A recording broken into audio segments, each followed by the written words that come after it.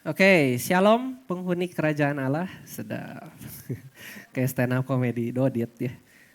Oke, pada saat saya SMP, saya masih ingat salah satu teman saya yang mengidap autis gitu ya. Namanya Martin. Jadi si Martin ini biasanya kalau sekolah selalu ditemenin sama susternya karena dia kan autis gitu ya. Dia tidak bisa belajar sendiri. Tapi masalahnya adalah susternya ini tidak selalu setiap hari menemani si Martin ini sekolah.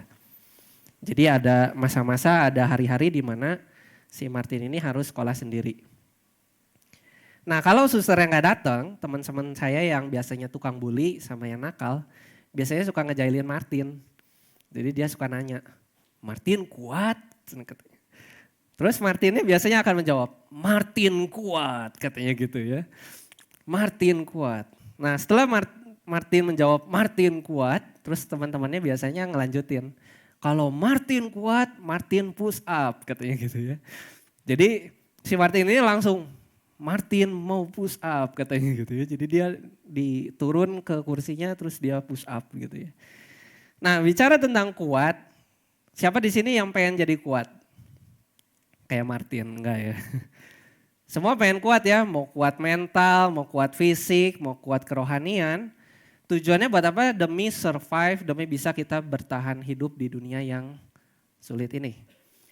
Saya mau menjadi pribadi yang kalau punya penderitaan saya tidak akan sedih. Saya mau ketika saya dibanting saya tahan, enggak ya jadi tahan banting. Saya mau kalau saya menghadapi persoalan-persoalan sulit, saya bisa mengatasinya dengan baik. Semua pasti pengen jadi kuat. Nah bicara tentang kuat, kalau kita berbicara dalam konteks kekristenan, maka itu bicara tentang lebih dari pemenang. Gitu. Kita menjadi pemenang. Paulus dalam Roma ke-8 ayat yang ke-37 dia bilang ini, tetapi dalam semuanya, apa itu dalam semuanya? Dalam penganiayaan, penderitaan, siksaan dan sebagainya, kita sudah jadi pribadi yang lebih dari pemenang oleh Dia yang telah mengasihi kita. Jadi Paulus mau bilang, kalau kita percaya pada Tuhan, kalau kita beriman pada Tuhan dan bersandar pada apa yang Dia firmankan dalam kehidupan kita, maka kita sebenarnya sudah menjadi orang-orang yang lebih dari pemenang, orang-orang yang mampu mengatasi segala penderitaan, segala kesulitan, segala masalah dalam kehidupan kita. Nah masalahnya kita seringkali tak segampang itu. Gitu. Ya zamannya gitu ya, zaman dulu saya sebelumnya tak segampang itu Ferguson. Sekarang kan musimnya tak segampang itu. Nah kita seringkali terdistraksi gitu, kita ngomongnya gampang aja, kita sudah jadi lebih dari pemenang. Tapi seringkali kita terdistraksi oleh berbagai hal dalam hidup. Nah hari ini kita mau bahas tentang menang atas realita atau kenyataan hidup. Ya, tema kita tadi teman-teman udah lihat, welcome to reality, no gossip. Bukan selebrita itu selebriti, ini reality. Oke, sekarang kita mau masuk bicara tentang reality, siapa yang mau hidupnya selalu manis-manis? Kayak mereka. Ya, gitu ya. Gitu ya. Siapa yang pernah pacaran di kelas 6 SD? Bukan saya, teman saya pernah, gitu ya. Kalau lihat foto ini kayaknya mereka benar-benar tenggelam gitu ya dalam cinta. Mereka belum mengenal penderitaan cinta, belum mengenal penolakan, belum mengenal tersakiti, tersyakiti gitu ya. Belum mengenal terselingkuhi gitu ya. Pokoknya dunia begitu indah kalau dipenuhi cinta. Kenyataannya ada lagu TikTok, Adek, cinta tak selamanya indah dek, gitu ya. Jangan pacaran kalau waktu masih bocil, nanti nangis. Gitu ya, harus sadar sama kenyataan. Kenyataan tidak semanis yang kita kira. Welcome to reality. Berikutnya ada berita mencengangkan, saya kayak jadi pemberita acara ini. Berita mencengangkan dari seorang warga negara Tiongkok bernama Liu Ye katanya ya. Seorang pria berumur 39 tahun ini memutuskan untuk menikah dengan foto dirinya sendiri. Teman-teman bisa tebak pas ditanya si Liu Ye ini, Kenapa dia mau melakukan pernikahan yang aneh ini? Tahu nggak jawabannya apa? Tahu nggak jawabannya apa? Dia jawab, Nietzsche tahu-tahu, kan orang Tiongkok ya, jadi kalau ditanya ya jawabnya begitu ya, bukan bercanda. Dia jawab gini, si Liu Ye ini, dia menikah karena ketidakpuasannya terhadap kenyataan. Jadi dia merasa bahwa tidak ada yang lebih baik untuk bisa jadi pasangan hidup dia. Wanita itu susah dimengerti. Wanita itu maunya dianterin mulu. Ditanya makan mau apa? Seterah. Gitu ya. Jadi dia udahlah daripada pusing dengan realita wanita. Mending saya nikah sama diri saya sendiri yang bisa lebih dipercaya. Gitu ya. Nah kalau teman-teman coba search ada berbagai pernikahan yang aneh dalam kehidupan. Ada yang nikah sama bantal, hai para wibu. Enggak ya. Teman-teman bisa search ya. Bahkan Patrick menikah dengan tiang di SpongeBob ya. Itu kayaknya sepetan untuk pernikahan-pernikahan yang aneh terjadi dalam kehidupan ini. Nah hal yang lebih mengagetkan datang dari orang ini. Ada yang tahu orang ini? Kak Dwi, Bang Sam, mungkin tahu. Orang ini namanya Raffi Zacharias. Lahir Maret 1946 sampai Mei 2020. Ya meninggal pada saat masa-masa COVID, tapi meninggalnya karena cancer. Jadi Raffi Zacharias ini salah satu apologis Kristen yang paling terkenal di dunia. Apologis itu apa? Apologis itu adalah suatu pekerjaan kalau bisa dibilang atau pelayanan yang berfokus membela iman dengan memberikan argumen-argumen logis yang konsisten dan koheren. Jadi biasa ditanya, kenapa Allah Kristen 3? Nah biasanya apologis-apologis ini yang berusaha menjelaskan ke orang-orang yang ateis atau berbeda agama atau agnostik dan sebagainya. Beliau juga mendirikan suatu lembaga yang namanya Raffi Zacharias International Ministries, disingkat REZIM. Kayak serem banget. Nah REZIM ini merupakan lembaga pelayanan apologetika terbesar di dunia. Apa yang mengagetkan dari dia? Setelah 4 bulan meninggalnya Raffi, tiba-tiba 3 orang wanita terapis tempat spa yang dibangun oleh Raffi mengaku telah dilecehkan secara seksual oleh apologis ini. Setelah diselidiki secara serius ternyata didapati berbagai hal. Raffi telah melecehkan 200 minimal, 200 wanita. Raffi sudah melakukan masturbasi depan seorang wanita lebih dari 50 kali. Mengoleksi ratusan foto wanita, baik seksi, telanjang, sampai setidaknya beberapa bulan sebelum kematiannya bahkan. Dan berhubungan badan dengan terapis.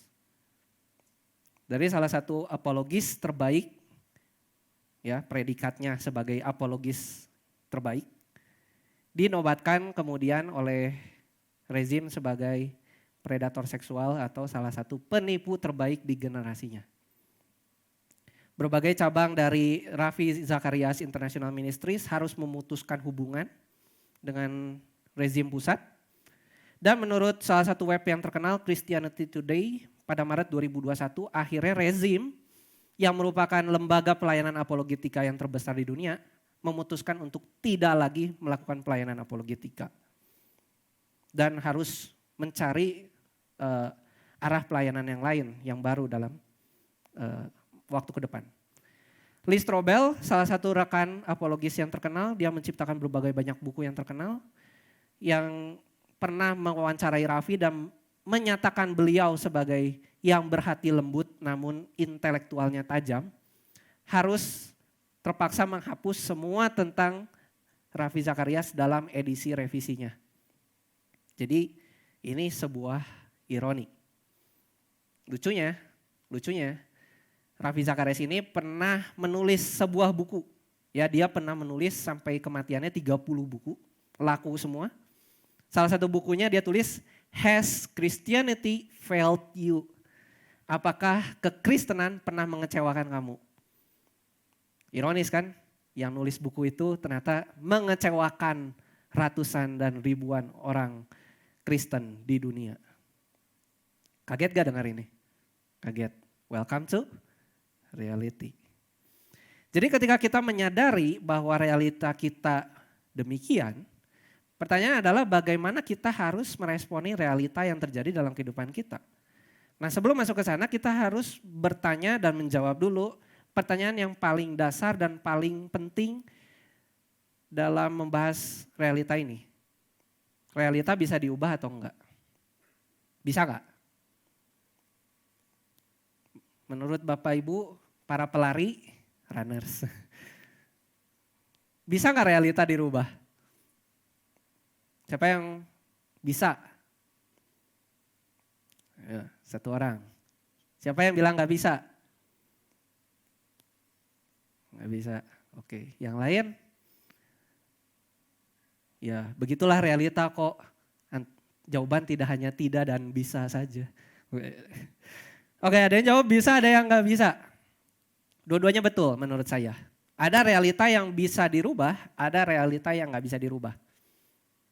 Realita yang bisa dirubah, saya miskin, kondisi ekonomi. Saya bisa melakukan berbagai effort, saya bisa melakukan berbagai usaha supaya saya tidak lagi miskin. Oke? Tapi apa yang tidak bisa dirubah? Saya pernah miskin misalnya gitu ya. Orang tua tidak bisa dirubah realita. Kegagalan, Anda pernah gagal, itu tidak bisa dirubah. Sifat buruk bisa dirubah.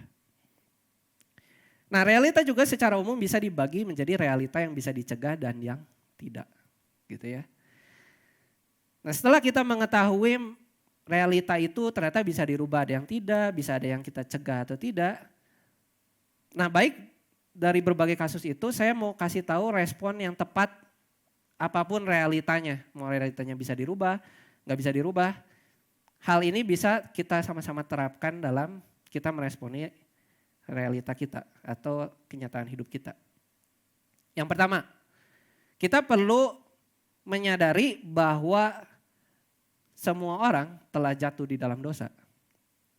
Ya, Roma 3 ayat 23 udah bilang, karena semua orang telah berbuat dosa dan telah kehilangan kemuliaan Allah. Jadi kehadiran dosa dalam dunia itu merusak hubungan kita dengan Allah. Betul ya? Setuju semua? Tapi belum sampai di sana, yang rusak itu tidak hanya hubungan kita dengan Allah. Hubungan kita dengan sesama, makanya muncul kejahatan. Muncul juga penderitaan dalam hidup. Teman-teman ingat begitu Adam dan Hawa jatuh dalam dosa, Tuhan mengatakan Adam harus bekerja dengan susah payah, banting tulang. Hawa harus punya rasa sakit melahirkan dan sebagainya. Itu adalah awal mula penderitaan. Zaman dulu kan brojol tinggal ditiup. Gitu kan. Tulangnya hilang satu-satu. Oke, jadi yang rusak tidak hanya hubungan kita dengan Allah, hubungan kita dengan sesama, tapi muncul juga penderitaan. Jadi sebenarnya kejahatan dan penderitaan itu bukan sesuatu yang mengagetkan dalam hidup. Raffi Zakarias ternyata seorang yang begitu, saya kecewa. Ya udah gitu. Ya memang kenyataan manusia jatuh dalam dosa gitu. Liu Ye menikah dengan foto dirinya sendiri. Ya udah gitu kan di Alkitab dibilang manusia akan semakin jahat dalam kehidupan ini gitu. Harusnya kejahatan dan penderitaan tidak mengagetkan dalam kehidupan kita. Yang harusnya mengagetkan itu kata Yakub Triandoko, itu kebaikan sekecil apapun. Di tengah dunia yang sudah rusak, di tengah dunia yang sudah hancur lebur, kalau kita bisa menemukan ada orang yang berbagi, menemukan orang yang masih support kita, masih melakukan kebaikan dalam kehidupan ini, itu harusnya membuat kita kaget. Ya, Yakub Triandoko biasa menggambarkannya begini. Kamu lihat cermin terus kamu harusnya kaget. Ada orang berdosa masih hidup. Gitu. Ya. Makanya Tuhan kita itu begitu baik. Orang kita udah hancur begitu masih bisa diselamatkan gitu ya. Nah, itu harusnya membuat kita kaget. Kebaikan sekecil apapun membuat kita harusnya kaget. Nah, itu doktrin yang sehat. Jadi Langkah pertama supaya kita tidak lagi kaget, tidak lagi kecewa dengan realita hidup yang begitu mengagetkan, ya adalah kita pertama membetulkan dulu doktrin ini gitu, bahwa semua hal dalam dunia ini sudah mulai rusak karena kejatuhan manusia dalam dosa. Jadi kita tidak lagi asal menyalahkan Tuhan atas apa yang terjadi dalam kehidupan kita, tetapi justru kita semakin mengapresiasi pengorbanan Yesus di atas kayu salib untuk menebus kita. Nah, setelah kita berhasil untuk memahami bahwa dunia kita memang jatuh dalam dosa, kita sekarang bisa meresponi untuk langkah yang kedua, kita dimampukan untuk bisa terus bersyukur bahkan di tengah lembah kekelaman sekalipun. Setelah kita tahu gitu ya bahwa kita mengapresiasi betapa kecil, sekecil apapun kebaikan yang ada dalam kehidupan kita, kita jadi mulai belajar untuk bersyukur. Ketika saya jatuh sakit aku, bukan jatuh bangun. Jatuh sakit, kena anxiety disorder, saya kan pernah cerita ya ke teman-teman, saya marah-marah sama Tuhan. Tuhan, aku telah melayani Engkau. Gitu. Tuhan, aku telah berkhotbah, gitu ya. Saya mengerti jadinya ya sekarang. Belajar bersyukur. Kayak lagu favorit Opa Heno gitu ya. Kadang gampang nyanyiinnya gitu ya sampai apa. Kadang saya suka ini juga kalau bercanda sama teman dikit-dikit bersyukur gitu ya. Tapi tidak sungguh-sungguh melakukan rasa bersyukur itu gitu dalam kehidupan saya. Jadi saya juga ketika menyiapkan ini saya juga belajar bahwa harusnya saya bisa belajar bersyukur atas apa yang terjadi dalam kehidupan saya. Ketika saya kena anxiety disorder, saya jadi setiap melakukan sesuatu, saya belajar untuk mengandalkan Tuhan dalam kehidupan saya. Ketika saya merasa bahwa apa yang saya persiapkan kurang sempurna gitu ya, langsung enggak ada yang bercanda. Kan anxiety disorder gitu ya, berdebar-debar gitu ya, terus kayak mau mati gitu ya. Saya belajar untuk Tuhan aku berserah kepadamu dan bersyukur. Kalau saya gak kena anxiety disorder, kayaknya saya gak akan sedependensi ini sama engkau gitu. Saya gak akan sebergantung itu sama engkau. Gitu. Nah itu yang membuat kita beda, itu yang membuat kita lebih dari pemenang. Apapun yang terjadi dalam kehidupan saya tetap masih bisa bersyukur. Pemenang biasa tuh hanya bisa merayakan kemenangan atau satu hal yang memang membuat dia bersuka cita aja gitu ya. Tapi yang lebih dari pemenang itu beda. Bahkan ketika kita lagi susah, kita lagi di dalam lembah kekelaman, kita tetap masih bisa bersyukur.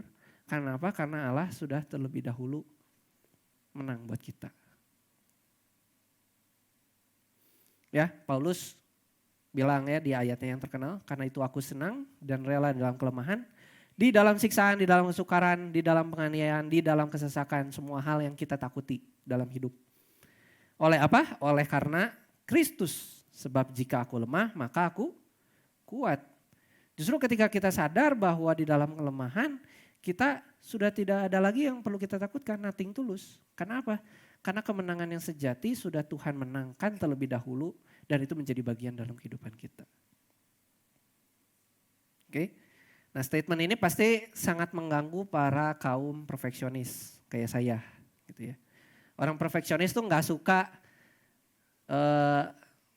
codependent atau bergantung gitu sama orang lain. Maunya semua kalau bisa dikerjain sendiri dan semuanya saya percaya bahwa kalau saya melakukan semuanya perfect gitu ya. Jadi perfeksionis itu independen maunya gitu ya, nggak mau codependent. Jadi dia selalu lebih percaya kemampuan diri sendiri, tidak akan membiarkan dirinya menjadi rentan gitu ya. Karena apa? Karena biasanya perfeksionis itu alasan atau dasar dari dia melakukan tindakan perfeksionisnya dia itu bukan karena memang dia serta-merta kayak kita excellent gitu ya. Kita memang harus melakukan segala sesuatu dengan excellent ya, melakukan yang terbaik. Tapi kalau perfeksionis itu beda. Perfeksionis itu biasanya melakukan itu karena dia sombong. Ya, dia mikirin, aduh kalau orang lain komentar yang tidak baik dari hasil yang apa yang saya lakukan, malu. Jadi ada pride di sana untuk perfeksionis. Atau mungkin dia juga takut. Yang seperti tadi, takut sama penolakan. Ya, biasanya kalau orang yang banyak kurangnya gampang banyak ditolak. Ya. Biasanya kalau murid di sekolah nilainya agak kurang, terus bikin kelompok, yang lain udah ngumpul, orang jeung saha ya. Gitu kan ya. Nah jadi perbedaannya terletak pada orientasi hati. Jadi beda ya, orang Kristen itu memang harus pursue excellency. Benar gak ya Inggrisnya excellency? Pursue excellent gitu ya. Tapi bukan perfeksionis gitu ya. Itu beda banget. Oke, nah kenapa saya pengen bahas tentang perfeksionis ini? Gitu ya. Jadi lagi-lagi saya mau bahas tentang pengalaman saya waktu saya kena sakit anxiety disorder. Jadi ketika saya perhatikan gitu ya, kenapa saya selalu cenderung kumat ketika saya harus melakukan sesuatu hal yang penting, misalnya presentasi, khotbah gitu ya. Nah, seiring saya ngobrol gitu sama psikiater, terus saya juga banyak nonton referensi tentang anxiety disorder, banyak yang menyinggung tentang perfeksionis ini. Gitu ya. Jadi perfeksionis ini kayak justru malah bikin beban gitu ya. Ketimbang dengan hasil-hasil yang saya hasilkan dalam baik presentasi ataupun khotbah dan sebagainya. Kayaknya selama proses itu justru yang malah lebih membebani saya dalam kehidupan ini. Nah saya diingetin di ayatnya yang Ibrani 12 ayat yang ke-1. Karena kita mempunyai banyak saksi, kita sama-sama lihat bahwa semua tokoh di dalam Alkitab itu semua tokoh yang punya kelemahan. Betul ya? Contohnya Abraham,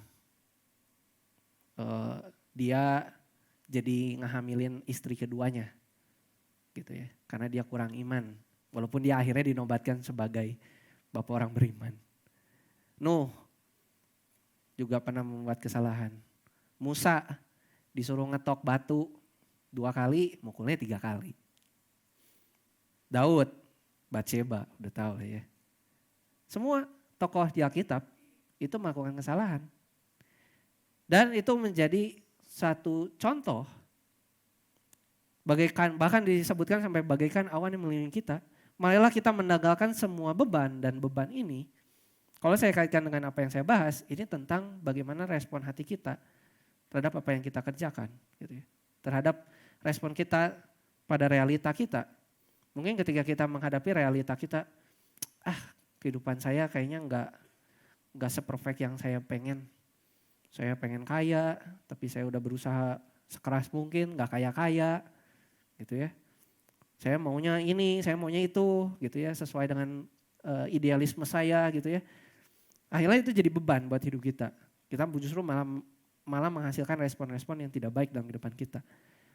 Kita harus tanggalkan itu. Dosa udah jelas ya, ini akan dibahas sama Bang Sam di minggu depan ya, cara menang atas dosa. Yang begitu merintangi kita dan berlomba dengan tekun dalam perlombaan yang diwajibkan bagi kita. Jadi kita tidak harus melakukan perlombaan yang nggak diwajibkan buat hidup kita. Kalau kita terlalu sibuk untuk mengurusi berbagai hal yang sebenarnya nggak terlalu penting dalam kehidupan kita, gitu ya, perfeksionis, saya mau itu, saya mau ini, padahal sebenarnya apa yang kamu pengen juga itu nggak jelas, bisa terjadi atau enggak, gimana realita hidup. Ya kita tinggalkan. Beban-beban yang seperti itu yang menghambat kita harus tinggalkan. Kebayang kalau saya tetap bertahan dengan idealisme saya dan perfeksionisme saya, maka saya mungkin selama tiap kali berkhotbah akan terus mengalami anxiety disorder. Karena jujur aja selama saya sampai sekarang gitu ya, saya masih berpikir, enggak kayaknya perfeksionis itu baik. Ya memang sih ada sisi baiknya, tapi kalau ditimbang mana yang lebih baik, seberapa banyak porsinya baik atau buruk, kalau saya timbang sekarang lebih banyak buruknya daripada baiknya. Jadi saya sekarang pun masih belajar untuk menjadi orang yang excellent tapi tidak harus perfeksionis. Jangan perfeksionis. Nah saya nggak tahu teman-teman di sini ada yang perfeksionis atau enggak. Setahu saya cukup banyak sih orang yang perfeksionis, teman-teman juga saya ajak yuk belajar untuk meninggalkan beban itu dalam kehidupan kita. Nah, yang terakhir dan yang paling penting saya mau bahas tentang ini. Jadi setelah kita tadi melihat contoh tentang Rafi Zakarias, teman-teman bisa bayangkan ada berapa banyak orang yang kecewa sama kekristenan dan mundur. Gitu ya. Tapi itu kasus yang luar biasa ya, kayaknya itu tokoh yang besar gitu ya. Kita ambil contoh yang simpel aja. Di komunitas, di gereja, pernah nggak teman-teman menghadapi orang yang mengecewakan teman-teman? Pernah nggak teman-teman menghadapi orang-orang yang gitu ya? Saya sering ngobrol sama seorang rekan pelayanan saya, gemes kalau lihat si A gitu ya. Gimana sih itu? Tidur aja gitu ya. Gini aja susah gitu ya. Suka gemes gitu ya. Mengecewakan gitu ya. Terus kita bilang gereja ini mah kayaknya mustahil untuk maju gitu ya. Terus kita mundur gitu ya. Atau misalnya kita udah nyobain gereja A, gereja B, gereja C, gereja D. Semuanya gak ada yang perfect. Perfeksionis kan. Gak ada yang perfect. Gak ada yang sesuai keinginan saya. Selalu ada cacatnya di sini, di situ, di sini, di situ. Mending saya ke gereja lah gitu ya. Tapi online gitu ya. Saya malas berinteraksi dengan orang-orang gitu ya. Nah, orang-orang yang tipe seperti ini yang saya mau ajak kita untuk bertobat. Saya tahu ini realita yang pahit gitu ya, yang harus kita terima dalam kehidupan ini. Memang orang-orang gereja itu kebanyakan gitu ya, dan memang umum gitu ya. Tidak mencerminkan Kristus, karena yang tadi poin pertama bahwa semua orang jatuh di dalam dosa. Tidak sesuai ekspektasi kita, bahkan tidak sesuai dengan kehendak Kristus. Nah, menarik diri itu bukan solusi yang tepat gitu ya. Di tengah manusia yang sama-sama jatuh dalam dosa, di tengah manusia yang sama-sama punya duri, Allah tetap terus menghendaki kita sebenarnya untuk berkomunitas.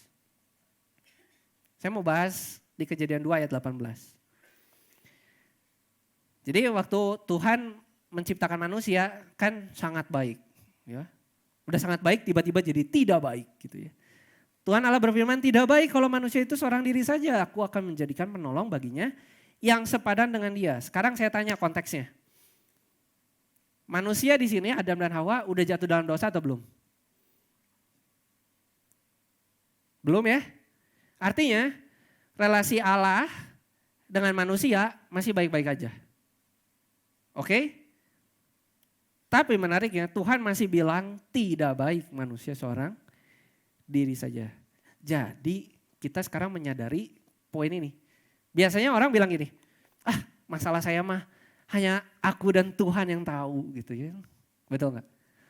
Nah manusia memang memiliki kekosongan yang hanya bisa diisi oleh Allah. Tapi dengan ayat Kejadian 2 ayat 18 ini kita belajar bahwa Allah juga ternyata menciptakan sejenis kekosongan yang sebenarnya hanya bisa diisi oleh manusia. Gak bisa diisi oleh Allah. Karena kita melihat tadi bahwa manusia di tengah dia belum jatuh dalam dosa, Tuhan masih bilang tidak baik manusia seorang diri saja. Jadi Allah tuh sebenarnya menghendaki kita untuk terus berkomunitas. Bahkan setelah manusia jatuh dalam dosa sekalipun. Buktinya kita melihat bahwa murid-murid Kristus akhirnya berkumpul dan membuat satu yang namanya gereja. Gitu, kumpulan orang percaya. Jadi teman-teman, ketika kita memutuskan untuk menghindar, apapun alasan tidak baik yang kita punya, ya, saya nggak mau ke gereja, yang penting saya punya komunitas gitu ya. Apa alasannya kamu nggak mau ke gereja? Kalau kamu alasannya nggak mau ke gereja karena males, karena saya malas tersakiti, gitu ya. Saya misalnya juga saya nggak mau punya pacar, saya nggak mau punya istri. Karena apa? Karena repot ngurusnya, nanti punya anak pusing gitu ya. Saya hanya mau nikah, saya nggak punya anak gitu kan. Generasi sekarang kan aneh-aneh gitu ya. Ya meskipun saya nggak mau terlalu dalam ke sana ya. Apakah orang Kristen harus menikah gitu ya. Saya belum kali itu ya. Tapi terlepas dari itu kita harusnya tidak justru menarik diri gitu ya. Kita kayaknya lebih betah sendiri gitu ya. Enggak, Tuhan mau bilang bahwa menarik diri dari komunitas itu adalah sesuatu yang salah dalam kehidupan ini. Nah salah satu buku yang saya lagi baca sekarang ciptaannya John Ortberg. Dia menggambarkan bahwa manusia itu seperti landak gitu ya, punya banyak duri gitu ya. Dan memang kenyataannya landak itu adalah binatang yang soliter. Jadi hidupnya sendiri-sendiri gitu ya. Tapi pertanyaannya sekarang, kok landak tidak punah? Kan hobinya sendiri-sendiri gitu ya. Nah ternyata dia kalau masa kawin, sebelum masa kawin, dia mengerti ternyata antar landak itu. Jadi lucunya si landak ini kalau mau berinteraksi dengan jantan dengan betina, dia tuh bukan nempel-nempel badan gitu ya, nusuk-nusuk gitu ya. Tapi mereka tuh bisa berdiri dengan 2 kaki.